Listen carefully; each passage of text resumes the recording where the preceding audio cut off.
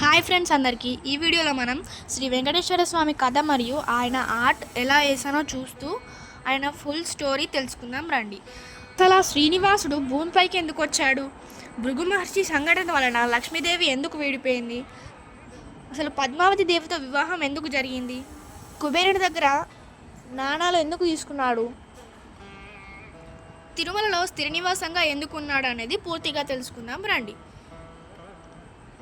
మనం వీడియో మొదలుపెట్టే ముందు వీడియో లాస్ట్ వరకు చూసి అండ్ ఆర్ట్ నచ్చితే లైక్ చేయండి అండ్ ఒక్క కామెంట్ ఆ ఏడుకొండలవాడు మీకు ఇష్టమైతే లైక్ చేయండి, షేర్ చేయండి. మన ఛానల్కి ఎవరైనా కొత్తగా వస్తున్నట్టయితే ఒకసారి కంటెంట్ చూసి కంటెంట్ నచ్చితే మాత్రమే సబ్స్క్రైబ్ చేసుకోండి. ఇప్పుడు మనం శ్రీనివాసుడి కథ తెలుసుకుందాం రండి. ఒకసారి దేవతలలో ఎవరో అత్యంత గొప్పవారో తెలుసుకోవడానికి మహర్షి భృగును పంపించారు.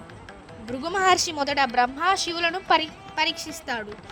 చివరగా ఆయన విష్ణు భగవానుని వద్దకు వెళ్ళాడు. అక్కడ విష్ణు శాంతంగా ఉండగా భృగు మహర్షి కోపంతో విష్ణు ఛాతిపై తన్నాడు. కానీ విష్ణువు కోపపడకుండా అతని పాదాలను ప్రేమగా పట్టుకున్నాడు. అది చూసి లక్ష్మీదేవి కోపంతో వైకుంఠాన్ని విడిచి భూమికి వెళ్తుంది. లక్ష్మీదేవి భూమికి వెళ్ళిన తర్వాత విష్ణువు కూడా ఆమెను వెతుక్కుంటూ భూమికి వస్తాడు. అతను శ్రీనివాసుడు అనే రూపంలో తిరుమలలో సప్తగిరి అంటే 7 కొండలపై నివసిస్తాడు. ఆ ప్రదేశాన్ని దేవతలు పవిత్రమైన స్థలంగా భావిస్తారు. పద్మావతి దేవితో అసలు ఎందుకు వివాహం చేసుకున్నాడో తెలుసా? భూమిపై రాజు అనగా ఆకాశరాజు కుమార్తె లక్ష్మీదేవి మరో రూపంలో పద్మావతి దేవిగా జన్మిస్తుంది.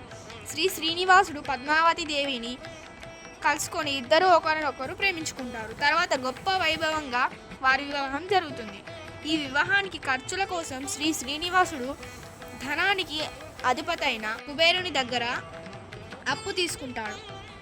తిరుమలలో స్థిర నివాసం ఎందుకు ఉన్నాడో తెలుసా? వివాహం తర్వాత శ్రీనివాసుడు తిరుమల కొండపై స్థిరంగా ఉండాలని నిర్ణయిస్తాడు. అతను చెబుతాడు, కలియుగంలో భక్తులను రక్షించడానికి నేను ఇక్కడే ఉంటాడు. అప్పటి నుంచి ఆయనను శ్రీ వెంకటేశ్వర స్వామి లేదా బాలాజీగా ప్రసిద్ధి చెందాడు. కలియుగ దైవం ఎలా అయ్యాడంటే, కలియుగంలో ప్రజలు బాధలు పడతారని తెలుసుకొని స్వామి తిరుమలలో శిలారూపంలో స్థిరంగా ఉంటాడు. భక్తులు ఇచ్చే కానుకలతో ఆయన కుబేరుని అప్పు తీర్చాడని కథలో చెబుతారు.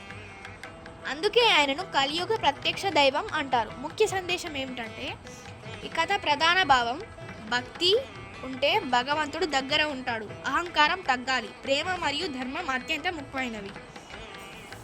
ఇదండి శ్రీనివాసుడి కథ. ఈ వీడియో కనుక మీకు నచ్చినట్టయితే లైక్ చేయండి, షేర్ చేయండి, సబ్స్క్రైబ్ చేయండి. మళ్ళీ మరో వీడియోతో కలుద్దాం. అంతవరకు సెలవు.